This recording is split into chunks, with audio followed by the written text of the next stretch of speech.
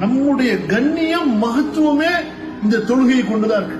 எந்த அளவுக்கு தொழுகையை பேணுறோமோ, அதுல ஈடுபாட காட்டுறோமோ, நமக்குன்னு ஒரு அந்தஸ்து அல்லாஹ் உயர்த்திக்கிட்டே போவோம். அவனிடத்திலேயும் சரி, அவனிடத்துல நமக்கு உயர உயர அல்லாஹ் அவனுடைய அடியார்களிடத்துல அந்த கண்ணியத்தை போட்டுக்கிட்டே போவோம்.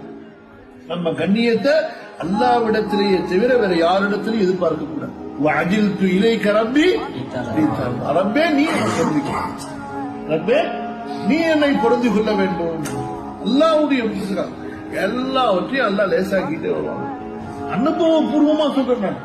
காசை பத்தி பயப்படாதீங்க, உங்களுக்கு இவ்வளவு கஷ்டம் இருக்குன்னு பயப்படாதீங்க.